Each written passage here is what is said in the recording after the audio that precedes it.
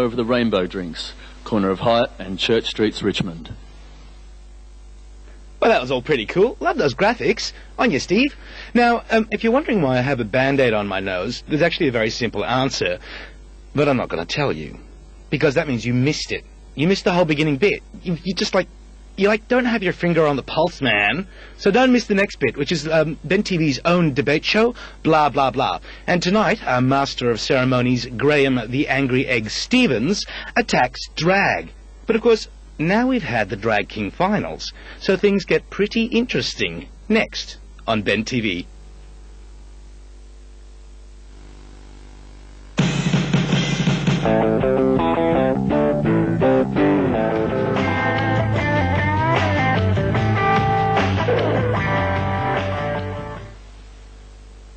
Monday night again. We had a great time at the Peel. Thank you again, Thomas. We've done our sponsorship deal. Thanks. What about that free alcohol, Thomas? Anyway, issue being drag. Now listen, guys, I'm doing it. I'm surrounded by drag kings, drag queens. Now, I decided to call tonight Drag Why Bother, because I've never really worked it out, but I'm prepared to learn. But you notice I've got two dykes next to me, yet two lickers to look after me in case these fucking drag queens get too violent against me, but we'll sort that stuff out. But I'd like to start with what I consider the most famous one I've ever seen in my life. That's because I think I must have been 11, but he swears to God I was like 20.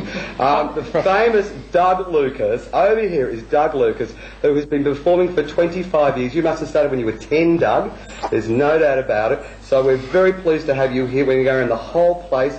And you started Northside, but we're going to come back to the history of it. And I want you to show your photographs, and we'll get back to you in a minute. Now, next to Doug, we've got people I really don't understand. A couple of lickers. Couple of dykes called Geronimo. They're drag kings. Now, one's called Jack Shit, the first one, Jack That's me, Shit. baby. And the next one's called Sargent Chicko Roll. Now, I'm not sure why dykes are wearing another form of dress, but I want to come back to it. And we've got this fabulous dyke next to me, one of the commentators, Hannah. Thank you for being back on the show and causing problems. And of course, we've got Dan next to me over here, who's got a bit of a drag king look about it, but thank you for being here to protect me. Now, of course, we have Quentin Buckle, one of our regulars, and Quentin will just try to theorise, because we all know, we don't know much at all, really. Then we have Shitty, yes, then we have Shitty. She's a performance artist. He's a man in a frock. And we'll find out a bit more about Shitty later. Then we have Claude. Now, Claude is well known around this town. Claude is actually Miss Jane Claude Van Dome, who has Jane's Bar. And we'll look at your photographs in a second. And then we have one of my favourite friends, one of the people I've really respected since I've known her. Tabitha, I don't want to get dirty this show or anything like that, because I want it to be a serious, knowledgeable clean discussion. Man, yes. Yeah, clean man. But darling, do you wear a dress to pick up because you're just an ugly man? What is it, baby? No, I think mainly ugly men normally shave their heads and put eyebrow rings in and drink a lot. I don't think that's... Oh, God. Fine. Thank you, Tabitha, for explaining yourself very well. Now, before we get into a brawl, because we don't brawl on this show, because we're an educational show where we actually want to give knowledge away. God knows nothing else in the gay city to give away. Douglas, tell us how it started. Doug Lucas, tell us how it began. A bit of history, and show your photograph so they know who you are. Oh, yeah, right. And don't forget, a short answer is a good answer. A short answer. Let's get done. It's all creased.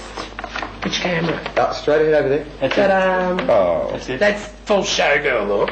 How did drag start? Well, drag's obviously been around for a long, long time, but as for the gay scene, they used to have shows at Annabelle's, which was a gay club in the city. They used to have like a talent quest show on the Sunday night. And I'd originally gone there to do a couple of numbers because I was sharing a house with Renee Scott and Julian Dean, who was the compere at Lay Girls, but was also the costume maker. So Mother used to do, not my real mother, Julian, mother of drag, used to do my makeup, make my frocks, send me off. And then I ended up comparing the show. And then Jan approached me once, and at this stage I was running a club called Pogies at the Koala Motor Inn, and she's gone, I've always wanted to do a drag show, why don't we get together? So I think the opening night we had 300 people who closed the doors. The costumes we wore in the opening were the finale set, and we made money out of the night. And then over the years it just progressed. We ended up with a cast of, we started off with 5. was an average cast of 11 towards the end there, but over that period of time, drag became much more accepted into the gay scene, because back then to be drag, you actually removed yourself out of the scene. Like you couldn't go to the gay bar, well, you could go to gay bars, but you were like a freak. Even in the gay scene, you were a freak in the straight scene, you were a freak in the gay scene. Doug, why was that? Why were you a freak? I wasn't a freak. No, I'm saying No, I didn't say you were a freak. I go there as a man and leave as a man. I personally consider what I do to be like an acting role. I basically look at my outfits as costumes, not as a new dress, new frock. But why do I think it was initially? I just don't think a lot of people understood it. It's like the attitude, even though you're gay, was still you're a man. This is a cop-out. Okay, well, I'm a classic person because I just wrote some words down before, and I can't tell the difference between a female impersonator, a transgender, a fetish situation, a cross-dresser, a heterosexual drag, which I want to come back to in a minute about footy clubs. Can you all please tell me one at a time, what is the difference? What are you? I can tell you. Artist? Yeah, being politically correct, I'm a performing drag artist. Performing drag. So I'm a drag compere. Okay, now what are you two dykes about? I'd say I'm a soft butch dyke who is a drag king. Right, labels. Is it the same position? Isn't that what you were asking for, Paul? No, I wasn't asking for labels. I just want to know what you call yourself. I think that the easiest way to do it is a transvestite. Is like, I always imagine like a man putting on his wife's scanties when she leaves the house and getting sexual gratification from that, like a Rocky Horror, like a transvestite. You're transsexual living as a woman, and drag queen being like a performing girl dressing up having fun. I don't know. Yeah, well, this is where everybody takes it differently. If I see any gay guy out on the scene in a dress, and I see more than once, they're a drag queen. A transvestite, to me, there's very few transvestites on the gay scene, or you don't get to hear about them. They're basically straight men who've gone through petticoat punishment when they're kids, and they feel the need to cross-dress. And it's not necessarily a sexual thing. They actually feel comfortable and safe in it. A transsexual, well, I mean, for a person that's educated, doesn't do too much work. Trans meaning cross from one sex to the other.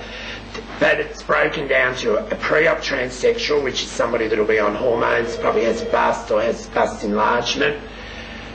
Then you have... They want to live as a woman. The ones that have actually had the sex change are called post-op transsexuals. You've had the thing done. Yeah, the full...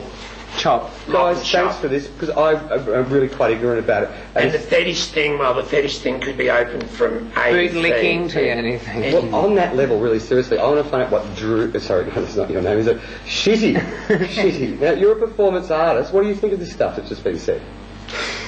A lot of it I sort of agree with, I guess. I mean, I don't really get much into. I mean, I just do my own thing, you know, and I just I've got my own agenda, my own ideology where I'm going, and I just do it. So I don't necessarily sort of see myself affiliated with all of what's going on here. Do you know what I mean? Like, I don't see myself as gay or straight or bi or anything like that. Or I suppose I don't know, but it's just more.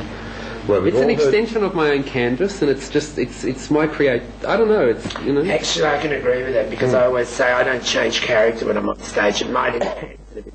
Little Doug, whether I'm in drag or out of drag. No, I think the slogans are just to help the people out there. Yeah, labels. But it gives you a lot more scope. You can do a lot more I don't think we use them, but a lot of people want to know. So, why are you different to say her? Well, she's got breasts and a vagina she's had made, so she'd be, that. It's just, they want to know for them. I don't think we use them. Are the borders so clearly defined? Like, do people waver? Oh, no, of course. Do I think cross they do. and move around? They do. Oh, yes. That's what I find I do. I think they do waver, but I think as far as lesbians go, and I think with the whole drag king thing and the whole butch thing, I think drag king is starting to emerge again now because it's reclaiming being able to be butch. Yeah. And I think drag kings give drag queens a whole new legitimacy. We were talking because it's like there's an equality thing happening now, you know, as well. We were talking before about how the drag king thing now is different to like 20 or 30 years ago with lesbian bars and things like that. The butch and femme thing. Yeah, and I mean, I think you should talk about that, the difference, because in a way you're playing with it, whereas you were saying it was very serious and women had no other choice but to present as a really serious man. To live as two women together, one of them had to dress as a man, had to be a man, and that went home to the bedroom where, the butch would not be fucked. the femme would be fucked and the butch would go and get his jollies off in the bar. It's okay, Doug, it's community television. They said we've got 5 more. God. We've got 4 more. Okay, it's modern times these She's days. using that now. What word is she going to come out with? Shock value. We're about to finish this segment very shortly. But before we go, I'm going to go over to Claude. Now, what are you, Claude? You first of all, Drew, Shitty's sucking up Shitty who gets work out of it and stuff like that, and so we should. But the other issue being, you're actually, you have this bar, it's called Jane's Bar at the Dome, and you wear a dress. What's that about? Well, when I started, I mean, I think drag means different things to a lot of people, but when I first started, I thought I was a drag queen. I think over the last 4 years, I see myself more as a female impersonator, and I think a lot of straight men see me that way, and it's interesting how some gay boys have mentioned that to me recently, and basically because they don't think I'm nasty, and all those elements that you portray for drag queens, unfortunately, particularly in our own peer circles, which are your own worst critics, as I've always said, they don't see me that way because I'm actually quite nice, I'm generous, I do what I do, I try and make people happy, and they're confused. Okay, can we have a look at who you are with a bit of makeup on? Sure. Show us the magazine, show us the shots. We're just going to have a quick look here, because then after this segment I want to come back and show all. Well, Get that on the camera. Get that on the camera.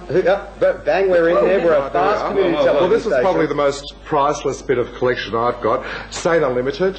It's a magazine available here in Australia through Sanity Music Stores. Each month they pick the 10 best of whatever. This issue was Gender Benders, and lo and behold, a friend rang me up and said, "You won't believe it, but you're in it."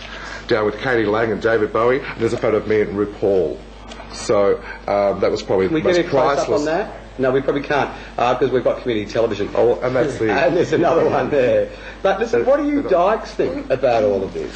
About all this, I was just listening to everything you've had to say. We're wondering, like, well, you're saying you put so much of yourself into what you're doing. Now, what level is it actual sexual? As you know, if you look at the gay scene, everything in performance is actually a sexual context there. Now, what is as a drag queen? What's the difference between a transsexual and a drag queen on a? Is it a sexual thing or is it just a performance thing? Just performance. Well, with me, it's just a performance. Just a performance, so you don't take a part of that into your own self and. Because you're saying, all I'm saying is that what you've said is basically it's part of you. You put yourself into it. Yeah, I obviously create what you character. put yourself into, you create back into yourself. And I'm thinking, well, is that your sexual? It's No, I do it to entertainment, number one, I people. think, I don't and do then it to sexual get thing sex. is secondary. Yeah, If that was the case, I would have been having sex for the last 15 bloody years. Well, haven't you? I have. No, well, I don't haven't. have- Because the thing is, I go out there with the ambition of entertaining people. Now, Right. some of the shows and the numbers might have a bit of sexual content in it, but that doesn't mean that you're out there dressing up in a drag. So you Look see at me, yourself- I'm fabulous. Don't you want to take me home? Okay, we're getting a withdrawal situation here. We're going to. I don't have any need to want to be a woman as well. Okay, we're getting a I withdrawal don't situation either. here. And I don't have an alter ego. We're about to come back. We have to go to a grubby commercial break, and we're going to come back and get to the roots of this with a bunch of dykes on. Well, it's fucking lesbian. I know. Exactly. Blah, blah, blah. We're out of here. We'll be back after the break. Thank you very much. We're up to $5.